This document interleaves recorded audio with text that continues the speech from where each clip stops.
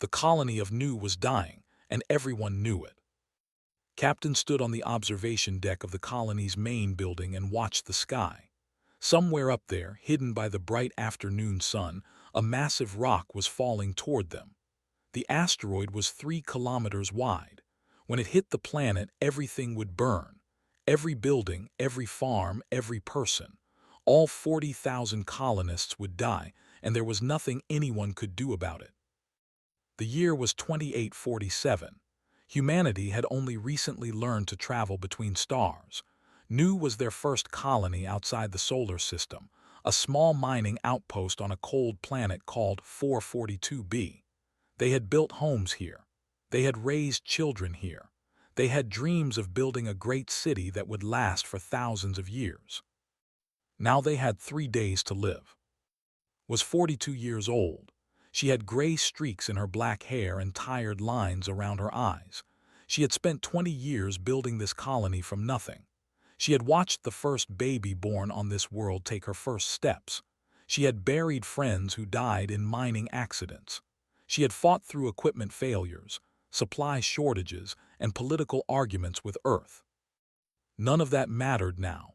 The asteroid did not care about her struggles. It simply fell, silent and patient, waiting to end everything. The evacuation ships could only carry 2,000 people, had refused to choose who would live and who would die. Instead, she had asked for volunteers to stay behind. 38,000 people had raised their hands. Parents wanted their children to escape. Workers wanted their families to survive.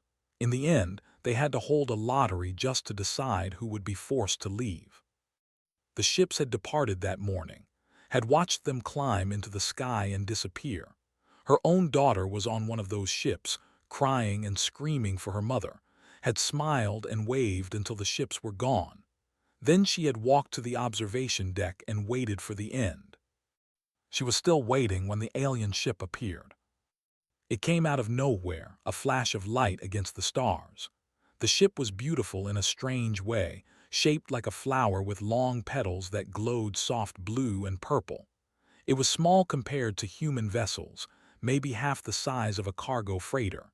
It moved gracefully, like a dancer, spinning slowly as it approached the planet. Its radio crackled. "Unknown vessel approaching," said the voice of her communications officer. "They're broadcasting on open channels. Should I respond?" "Yes," said. Her heart was beating fast. She had heard stories about alien species, but Nu had never encountered any.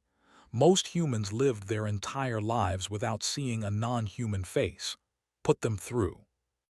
The voice that came through the radio was soft and musical, like wind chimes in a gentle breeze. "Human colony, this is the vessel's grace.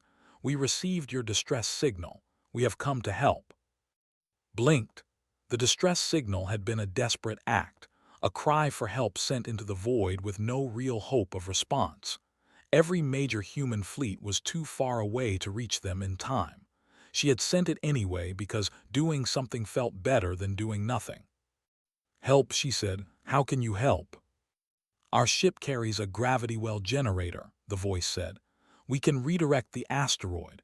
We can save your world." For a long moment could not speak. She felt tears forming in her eyes and she wiped them away quickly. "Why?" she finally asked. "Why would you help us? You don't know us. We have nothing to offer you." There was a pause. When the voice spoke again, it sounded almost confused by the question. "We heard your call. We could not simply pass by. Is that not reason enough?" The ship moved into position between the planet and the falling asteroid, watched on the colony's sensors as the small vessel faced the enormous rock. It was like watching a child stand in front of a charging elephant. The size difference was almost funny. Almost. The gravity well generator activated. Had never seen anything like it. Space itself seemed to bend around the ship. The asteroid, which had been falling straight toward the planet, began to curve away. Slowly at first, then faster and faster, it changed direction. But something was wrong. The ship began to shake. Pieces of its beautiful petal-shaped hull started to break away. Warning lights flashed across sensors. The ship was tearing itself apart. Grace called into her radio. "Your ship is taking damage. You need to stop. You need to save yourselves." The musical voice returned, but now it was strained with pain. "We cannot stop. If we stop now, the asteroid will return to its original path. Your people will die. But your people will die if you continue." Another pause. "Yes, some of us will, perhaps many of us, but we have made our choice. We could not live with ourselves if we flew away and let 40,000 people die. What kind of beings would we be then?" Stood frozen as she watched the ship slowly destroy itself to save her world. The asteroid curved away from the planet. It passed by at a safe distance, a dark shadow against the stars, and then it was gone. The danger was over. Nu would survive. The Grace drifted in space, broken and bleeding light. Half of its beautiful petals were gone. Its glow was fading. Took a shuttle up to meet them. When she boarded what remained of the ship, she finally saw her saviors with her own eyes. They were small, no taller than human children. Their bodies were thin and delicate, with skin that glowed faintly like moonlight on water. Their eyes were large and dark and filled with a kindness that made one to cry. Many of them were dead. Their bodies lay in the broken hallways, still glowing softly even in death. 127 had died to save a colony of strangers. The survivors gathered around their captain, an ancient being called Elder, was wounded badly. One of their arms was gone and their glow was almost invisible, but they smiled when they saw. "Your people are safe," said in that beautiful voice. "That is good, that is enough." Fell to her knees. She did not plan to do it. Her legs simply gave out beneath her. She looked up at the small, gentle being who had sacrificed so much for people they had never met. "Why?" she asked again. "Please, I need to understand. Why did you do this?" Reached out with their remaining arm and touched face.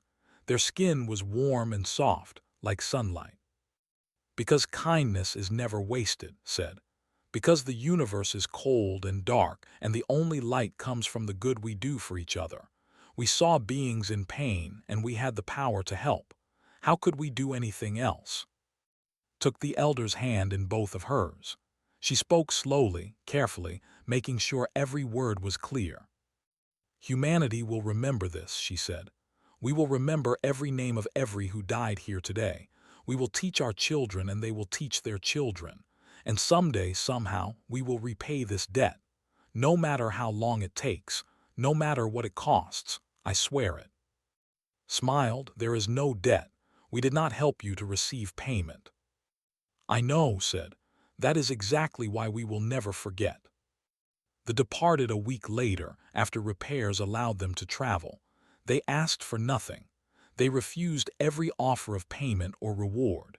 They simply said goodbye and flew away into the stars. The colonists of Nu built a monument in the center of their town. It was a tall pillar of white stone with 127 names carved into it. Every child in the colony learned those names before they learned to read. Every year, on the anniversary of the rescue, the entire population gathered at the monument and spoke the names aloud. The story spread. Ships carried it to Earth and to every human colony. People who had never seen a learned their names. The story became legend, and the legend became a promise. Humanity would remember, and humanity would repay. 200 years passed, and humanity changed. The small species that had barely reached the stars became something greater. Humans spread across 200 star systems. They built cities on frozen moons and burning deserts. They learned to fight in the dark between stars. They became the Terran Confederacy, a power that other species noticed and respected. Admiral stood on the bridge of his flagship, the Soul's Vengeance, and looked out at the stars. He was 61 years old, with a shaved head and a face marked by decades of military service. His uniform was simple and clean. His eyes were calm but watchful.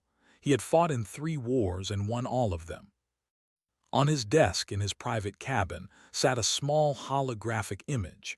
It showed a white stone pillar with names carved into it. The monument from Nu looked at that image every morning when he woke up and every night before he slept. His grandmother had been born on Nu 3 years after the Save the Colony. She had grown up learning those 127 names. She had taught them to her children and they had taught them to theirs. Knew every name by heart. He could recite them in his sleep. Now those names might matter more than ever. The galaxy had changed in 200 years. They still existed, still gentle and kind, still living in their 12 small star systems. They had not grown or expanded. They were not warriors. They were healers and artists and dreamers. They made beautiful music and helped anyone who asked for aid. But a shadow had grown around them, the Dominion. They were monsters. There was no kinder word for them. They were massive creatures, twice the height of humans, with hard shells and sharp claws and eyes that showed no mercy. Their empire had conquered 3,000 star systems. They did not make friends or allies. They made slaves. Every species they encountered was broken, chained, and used until nothing remained.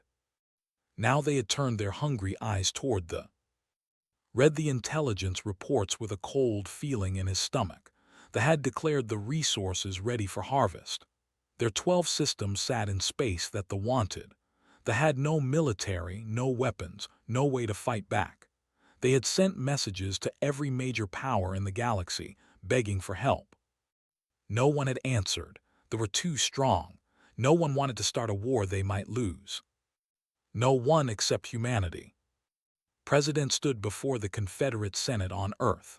She was a small woman with sharp eyes and a voice that could fill any room. She had grown up poor, worked her way through the military, and risen to lead all of humanity. She did not waste words. 200 years ago, she said, 127 gave their lives to save 40,000 humans. They asked for nothing. They expected nothing. They simply saw people in danger and chose to help. She paused and looked around the room. Now they face extinction. They will come for them within months. They will kill some and enslave the rest. They will wipe out an entire species simply because they can. Senators shifted in their seats. Some looked angry, others looked afraid. The galaxy is watching, continued. They want to see what kind of species we are. Are we the kind who forgets kindness? Are we the kind who abandons friends when helping them becomes dangerous? Are we the kind who lets good people die because fighting for them is hard? She placed her hands on the podium. I'm not asking the Senate to declare war. I have already ordered the 1st through 7th fleets to space. 700 warships are moving right now to stand between thee and their destroyers. History will judge us by what we do next. I intend to be judged kindly. The Senate erupted. Senators shouted and argued. Some demanded that withdraw the order. Others cheered and applauded. The debate lasted for 6 hours. In the end, they voted to support her. Humanity would go to war. Admiral received his orders on the bridge of the Soul's Vengeance. He read them twice, then called his senior officers to the conference room. His wife, Captain, was the first to arrive. She commanded the carrier, one of the largest ships in the fleet. She was tall and strong, with gray streaks in her hair that matched his own. They had been married for 35 years. Their daughter, Ensign Bora, came next. She was 23 years old, freshly graduated from the academy, serving on a destroyer called the Brave Dawn. She had her mother's height and her father's calm eyes. 3 generations of one family, all sailing toward war. You've seen the reports, said. They outnumber us 3-1. Their ships are larger and more heavily armed. By every logical measure, we should lose this war. Nodded slowly, but we're going anyway. We are. Looked at the holographic image he had brought from his cabin, the monument, the names. Because 200 years ago strangers died for us, because we made a promise, because if we don't fight for them, then we aren't worthy of what they did for us. Bora spoke for the first time. Her voice was steady, but her hands were trembling slightly. Dad, I've been studying they've never lost a war. They've destroyed 100 species. Some people are saying we're committing suicide. Smiled, it was not a happy smile. Maybe we are, but I would rather die keeping a promise than live knowing I broke one. He looked at his wife, then at his daughter. He knew he might be sending them to their deaths. He knew they understood this. He also knew that neither of them would turn back. They think they understand us, said. They think we're soft because we value things like loyalty and gratitude. They think those things make us weak. He shook his head. They're wrong. Those things make us dangerous, because we will fight harder for someone else than we ever would for ourselves. The fleet gathered over the following weeks. 700 ships from across human space, crewed by men and women who had all grown up hearing the same story. They saved us. We will save them. As they prepared to jump to space, stood on his bridge and addressed the entire fleet.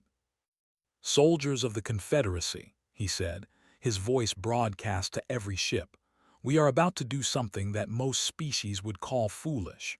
We are going to war against a larger, stronger enemy to protect a people who cannot protect themselves.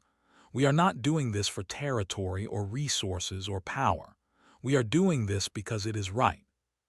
He paused. 200 years ago, a ship called the Grace flew into certain death to save human strangers. Today, we fly to return that favor. They taught us that kindness matters, that good beings help each other, that some things are worth dying for. Now we will show the galaxy that we learned that lesson. He straightened his shoulders. Some of us will not come home. I will not lie to you about that. But I promise you this. When the history of this war is written, they will say that humanity kept its word. They will say that we remembered our friends. They will say that the debt was paid. The fleet jumped to hyperspace. 700 ships, carrying the hopes and promises of 200 years, flying toward war. Captain stood on the bridge of and thought about her daughter, somewhere in the fleet on a much smaller ship. She thought about her husband, leading them all into battle. She thought about the monument on Nu, where she had stood as a child and traced the carved names with her fingers. They saved us, she whispered to herself. Now we save them. Ensign Bora sat in her tiny cabin on the brave dawn and wrote a letter to her parents. She did not know if they would ever read it. She did not know if any of them would survive what was coming. But she wrote anyway, because some things needed to be said. I'm proud to be your daughter, she wrote. I'm proud to be human. Whatever happens next, I'm exactly where I want to be. She sealed the letter and went to her battle station. The war was about to begin. It was called, and it was beautiful. The planet glowed with soft colors, blues and purples and greens that shifted like the northern lights on Earth. They had built their cities to match, with tall towers that shimmered and sang when the wind blew through them. Their world was a place of peace and art and gentle music. Now it was about to burn. Elder stood in the great hall of the capital and looked at the faces of their people. 200 years had passed since the day they nearly died saving a human colony. Was ancient now, their glow faded to almost nothing, their body bent with age. But they still remembered. They remembered the human woman who had knelt before them and sworn an oath. They had never expected that oath to be kept. They will arrive in 6 hours, said a young named Lyra, her voice shaking. Their fleet has 2,000 ships. We have no weapons. We have no defenses. What do we do? Had no answer. What could they say? They had spent their entire existence helping others, healing wounds, making beautiful things.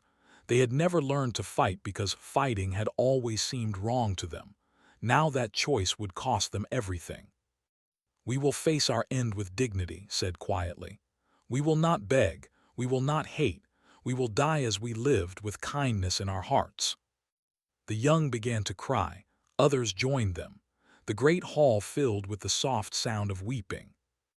Then the sky changed. Lyra looked up at the transparent ceiling and gasped. Elder, something is happening. Turned and watched as space itself seemed to tear open.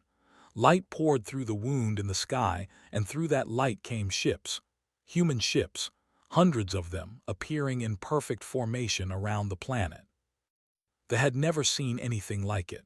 The human vessels were not beautiful like ships. They were hard and angular, covered in weapons and armor. They looked like they had been built for one purpose only: to fight.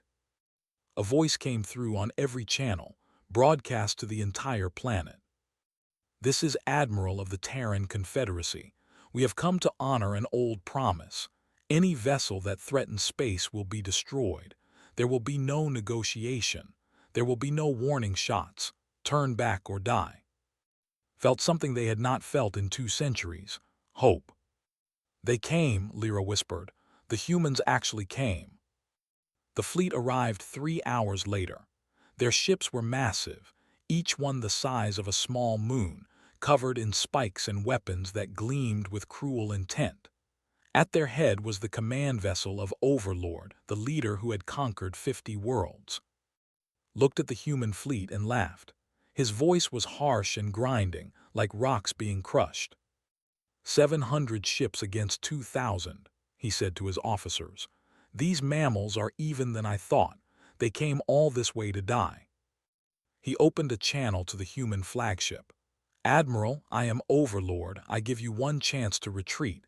Take your tiny fleet and go home. This does not concern you." His voice came back calm and steady. "They are our friends. Anyone who threatens them threatens us. I will not ask again. Turn back or die."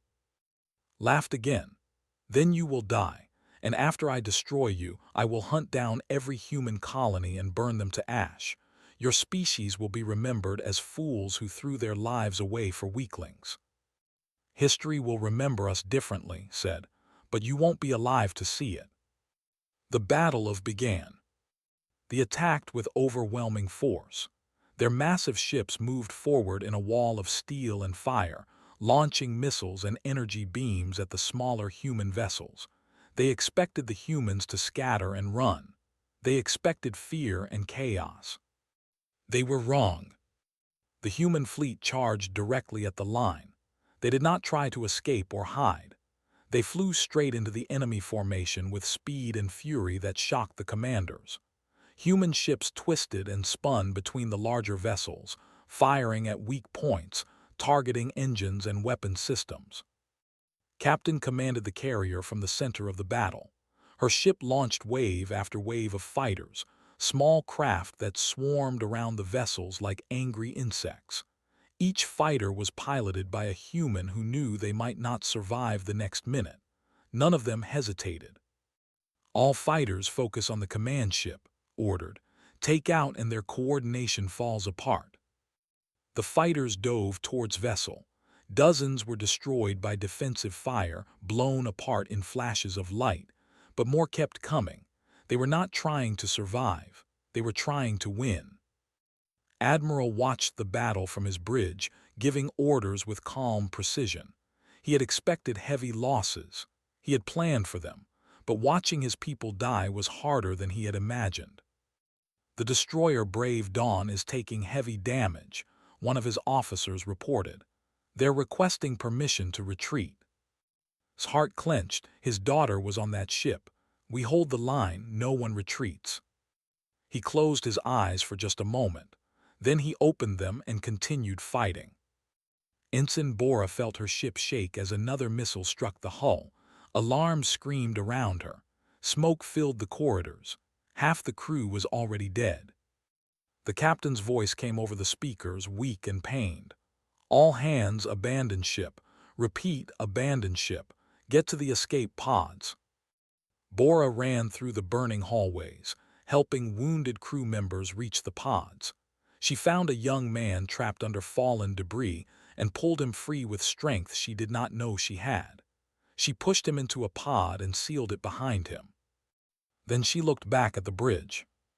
The captain was dead. The weapons officer was dead, but the ship's main gun was still working. If someone stayed behind to fire it manually, they could hit the vessel that was targeting the escape pods. Bora did not hesitate. She ran to the weapons console and began firing. The escape pods launched safely behind her. The vessel exploded under her fire. Then another missile struck the Brave Dawn, and everything went white. Captain received the report 5 minutes later. The Brave Dawn was gone. All escape pods recovered. One crew member unaccounted for, Ensign Bora. Did not cry. There was no time for crying. She would mourn later if she survived. For now she had a battle to fight. All fighters new target, she said, her voice steady as steel. Focus fire on the ship that destroyed the Brave Dawn. I want it dead. The battle raged for 9 hours. Human ships threw themselves at with a ferocity that the galaxy had never seen. When their weapons ran out, they rammed enemy vessels. When their ships were destroyed, pilots ejected and continued firing handheld weapons at passing fighters. They fought like they had nothing to lose, like dying was acceptable as long as they took enemies with them. They began to panic. They had never faced anything like this. Every species they had conquered had eventually surrendered or fled. These humans did neither. They just kept fighting, kept dying, kept killing. They took a direct hit to its main reactor. Captain knew the ship was dying. She had minutes at most. All hands abandon ship, she ordered. Then she turned to her helmsman. Plot a collision course with the command carrier, maximum speed. The helmsman stared at her. Captain, you'll die. I know, do it anyway. They accelerated towards flagship, watched the massive vessel grow larger and larger in her. She thought about her husband, somewhere in the battle, probably watching her ship's final charge. She thought about her daughter, lost on the Brave Dawn. She said quietly, for everyone. They struck the command carrier at full speed. The explosion was visible from the planet's surface, a flower of light blooming in the darkness of space. Ejected at the last moment, she survived barely, floating in the wreckage until a rescue shuttle found her. The command carrier was destroyed. Overlord was forced to transfer to a smaller vessel. The formation began to break apart. By the time the battle ended, humanity had lost 200 ships and 40,000 lives. They had lost 800 ships and fled in chaos. Was saved. Elder watched from the planet's surface as the surviving human ships gathered in orbit. They were battered and broken, many barely able to fly. But they had won. A shuttle landed near the Great Hall. Admiral walked out, his uniform torn and dirty, his face exhausted, but he was smiling. Moved forward to meet him. They had not seen each other in 200 years, since they were both younger and the universe seemed simpler. You came, said, their voice filled with wonder. You actually came. Knelt before the elder just as Captain had done long ago. We never forgot, we never will. Why? Asked. You lost so much, so many of your people died, why would you sacrifice this for us? Reached into his pocket and pulled out a small device. He activated it, and a holographic image appeared. The monument from New with its 127 names. Because you saved us first, he said. Because that's what friends do. Touched the hologram gently. Tears of light flowed down their face. The debt is paid, whispered. Shook his head. No, this was never about debt. This was about showing the galaxy what kindness creates. You taught us that some things are worth dying for. We simply returned the lesson. Above them the stars shone bright. The battle was won, but knew in his heart that the war had only begun. They would return, and humanity would be waiting. 15 years of war changed everything. Commander Bora stood on the bridge of her cruiser, the Phoenix rising, and watched another fortress burn. She was 38 years old now, no longer the young ensign who had nearly died on the Brave Dawn. She had spent 15 years fighting, killing, and surviving. The war had made her hard in ways she never expected. She had not died that day yet. A medical ship had found her floating in the wreckage, barely alive, burned over half her body. They had saved her life with technology humans did not understand. Now she carried scars across her face and arms, reminders of everything she had lost and everything she had become. Her father had died 3 years ago. His flagship was destroyed protecting a civilian evacuation. He had ordered all escape pods launched, then stayed behind to draw enemy fire away from the fleeing civilians. 5,000 people survived because of him. Her mother had lost an arm at the Battle of Gate. She still commanded ships, still fought, still refused to stop. The prosthetic arm worked almost as well as the real one. Almost. The Bora family had given everything to this war. They were not unique. Humanity had transformed. The peaceful civilization that once dreamed of exploration and discovery was gone. In its place stood something fiercer, harder, more dangerous. Children grew up learning battle tactics before they learned poetry. Factories that once built homes now built weapons. Every resource, every thought, every breath was focused on one goal: survival. But humanity was not fighting alone anymore. 12 species had joined the war over the years. Some had old grudges against the others simply admired what humanity had done at. They saw a species willing to die for strangers, and they wanted to stand beside such people. Most surprising of all were the gentle beings who had never fought, who had never even held weapons, had changed. They did not become warriors. That was not their nature. But they found other ways to help. Served as medics on the front lines, rushing into burning ships to save wounded soldiers. They worked as engineers, designing new technologies that humans had never imagined. They piloted rescue vessels through the worst combat zones, pulling survivors from wreckage. Thousands had died in the war. Thousands more had volunteered to take their place. Elder, ancient beyond measure, addressed the Confederate Senate on Earth. Their glow was almost gone, their body failing, but their voice was strong. "You taught us something," said. "You taught us that some things are worth fighting for. We were content to be kind. You showed us how to be brave." Paused and looked around the room at the human faces watching them. "We will stand with you until the end, whatever that end may be.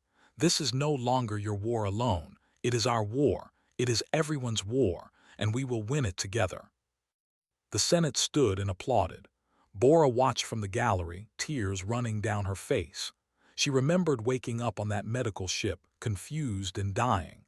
A young healer had held her hand through the worst of it, singing soft songs to ease her pain. She had never learned that healer's name.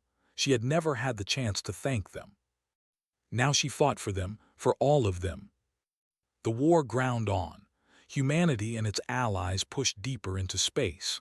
One by one, the fortress worlds fell, but they did not surrender. They fought harder, more desperately, knowing that defeat meant the end of everything they had built. Overlord, who had barely survived the battle made a decision that would change the course of history. "Build me a weapon," he commanded his scientists. "A weapon that can destroy entire star systems. If we cannot defeat these humans in battle, we will simply erase them from existence." The scientists built what he asked for. They called it the Void Hammer. It was a massive device, larger than any ship, powered by the energy of a captured star. When activated, it would create a wave of destruction that would travel faster than light, tearing apart every planet and station in its path. Its target was Earth. Intelligence officer discovered the plans. She was one of the first generation of half, born from the union of a human father and a mother. She had inherited her mother's gentle nature and her father's determination. She worked in the darkest corners of the war, gathering secrets that others could not reach. She found the Void Hammer plans on a data station. She downloaded everything and began transmitting to human command, but they found her before she could escape. Fought, she killed 3 soldiers before they overwhelmed her. She kept transmitting even as they dragged her away, sending every piece of data she had gathered. The transmission ended mid-sentence. Her last words were simple: "Stop them for everyone." Bora received the transmission on her bridge. She read the data, saw the scope of what they were building, understood what it meant. If the Void Hammer fired, Earth would die. Billions of people would die. Everything humanity had built would be erased. She looked at her crew. They were tired, worn down by years of endless fighting. Many of them had not seen their homes in years. They had given everything already. How could she ask for more? But she knew she did not need to ask. They would follow her. They would always follow her. All ships, she broadcast to the fleet. New orders. We're going to prime. We're going to destroy the Void Hammer before it can fire. We're going to end this war. The response came immediately. Every ship in the fleet signaled ready. Every crew member prepared for battle. Bora looked down at the memorial bracelet on her wrist. It held tiny engravings of every name she had lost in this war. Her father, her friends, countless brothers and sisters in arms. The bracelet was almost full now. "This is it," she said quietly to herself. "Everything we've fought for, everyone we've lost, it all comes down to this." She touched her face, remembering the healer who had saved her life, remembering her father's final sacrifice, remembering why she fought. "Mom," she said into her private channel to Captain's ship, "we're heading into the fire." Her mother's voice came back, strong and steady despite everything. "I know, I'll be right beside you. I love you. I love you too, Bora. Now let's go end this war." The fleet began moving toward Prime. Every ship, every soldier, every being knew what they faced. There was the most heavily defended place in the galaxy. The Void Hammer would be protected by everything the enemy had left. Many of them would not survive. Perhaps none of them would. But they went anyway, because some things mattered more than survival, because promises had to be kept, because they had taught them long ago that kindness was worth dying for. Bora stood on her bridge as the stars stretched around her, the ship jumping toward its final destination. "For everyone who died to get us here," she said, "for everyone waiting for us back home, for the who saved us first, this ends now."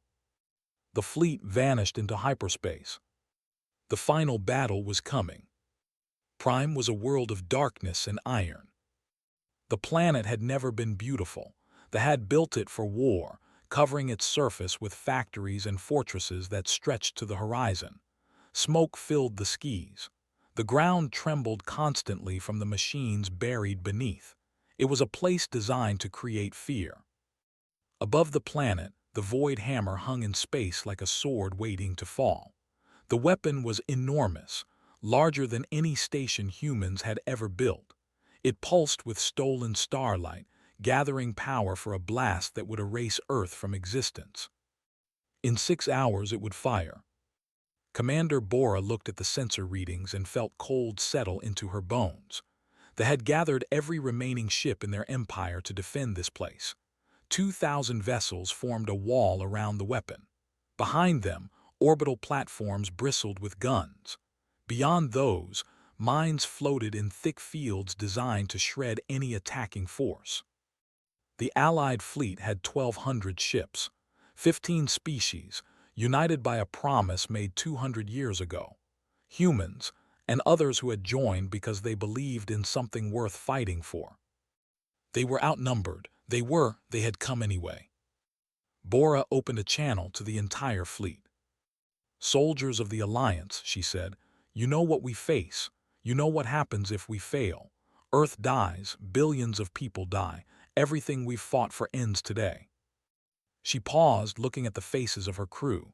They were afraid, so was she, but fear did not matter anymore. The think numbers will save them. They thought that it too. They were wrong then. They're wrong now. We didn't come here to survive. We came here to make sure no one else has to die for their cruelty. She touched her bracelet, feeling the engraved names beneath her fingers. "For everyone we've lost, for everyone still fighting, for the who taught us that some things matter more than living, let's end this war." The fleet attacked. The Battle of Prime was the largest fight in galactic history. Ships clashed across thousands of kilometers, lighting the darkness with weapons, fire, and explosions. The Allied forces drove forward like a spear, aiming directly at the Void Hammer. Human ships led the charge, but they did not fight alone. Allied cruisers formed protective screens around damaged vessels. Medical frigates darted through the chaos, rescuing pilots who had been forced to abandon their ships. When a human destroyer was crippled, a transport moved alongside and evacuated the crew under heavy fire. Captain commanded the second wave from her new flagship, the II. She had named it after the ship she had sacrificed at, a reminder of what she was willing to give. Now she gave orders with the calm precision of someone who had already accepted death. "Push through their left flank," she commanded.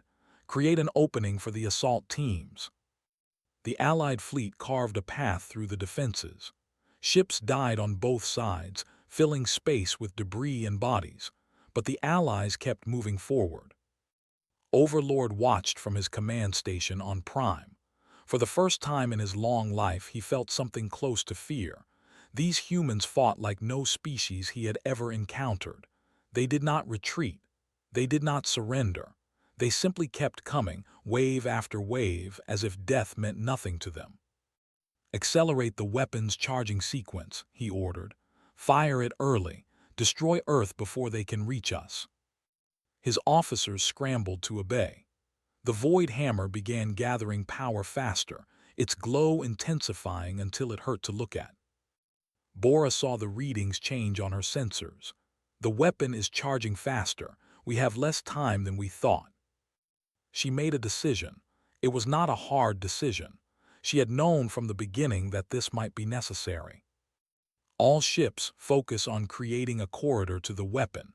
I'm taking the Phoenix Rising in directly. We'll destroy the power core from inside." Her crew stared at her. They understood what she was saying. A ship inside the Void Hammer, when it exploded, would not survive. "Commander," her first officer said quietly, "there has to be another way." "There isn't." Bora stood from her chair. "Everyone to the escape pods, that's an order. I'll pilot the ship alone." "No." The voice came from the back of the bridge. Elder stepped forward, their ancient body frail and glowing so faintly that they seemed almost translucent. They had insisted on joining this final battle despite their condition. Now Bora understood why. "I will go," said. "My ship is faster and smaller than yours. I can reach the weapon's core, and I am dying already, child. I have days at most. Let me spend those days well." Bora shook her head. "Elder, no, you've given enough, they have given enough." Smiled, and for a moment their glow brightened. "I was there at the beginning. Let me be there at the end. 200 years ago I made a choice to help strangers. Now I make the same choice again. This is who I am. This is who we are." They touched Bora's face gently. "You taught us to be brave. Now let us be brave for you." Bora wanted to argue, but she saw the peace in his eyes. She understood that some choices could not be questioned. "Thank you," she whispered, "for everything, from the beginning until now." Nodded and turned to leave. Then they stopped and looked back. "Tell your people," they said, "that the debt is paid. Tell them we are even now. Tell them that we will meet again somewhere beyond the stars, and we will greet each other as the friends we have always been." They left. Bora watched on her sensors as small transport launched toward the Void Hammer. The Allied fleet adjusted formation, creating a path through the enemy fire. Ships died to make that path, giving their lives so one ancient being could reach their destination. His voice came through the communication system, transmitting to everyone. "Humans, all who have fought in this war, remember what we learned together. Remember that kindness creates more than cruelty ever could. Remember that those who stand for each other can defeat any darkness." The transport reached the Void Hammer. It disappeared inside, flying toward the core. "Remember us," said, their voice growing distant. "And remember that love is always worth dying for." The Void Hammer began to shake. Then it collapsed inward on itself, imploding in a cascade of released energy. The explosion lit up the sky of Prime, visible even through the smoke and clouds. Elder was gone. Bora felt tears running down her face, but she did not stop fighting. She could not stop. Not yet. "All ships," she commanded, her voice steady despite the grief cracking her heart. "The weapon is destroyed. Now we take the planet, we end this." The Allied fleet descended on Prime. Without the Void Hammer, without their fleet, they had nothing left. Overlord tried to rally his forces, but his officers saw the truth. They had lost. Died when his command center was struck by Allied bombardment. His empire died with him. The war ended 3 months later. The Dominion fractured into 1,000 pieces. Species they had enslaved rose up and claimed their freedom. The empire that had terrorized the galaxy for centuries was gone. Humanity could have conquered them. They had the power. They had the right, many said, after everything they had done. But they chose not to. "Revenge is satisfied," the new Confederate president announced. "We will not become what we fought against. They will be watched, but they will not be enslaved. We are better than that. We have to be." 5 years later, a new monument was built. It stood on Earth in the plaza of the Confederate Capitol, made of white stone that glowed softly in the sunlight. Carved into its surface were names. Human names. Names.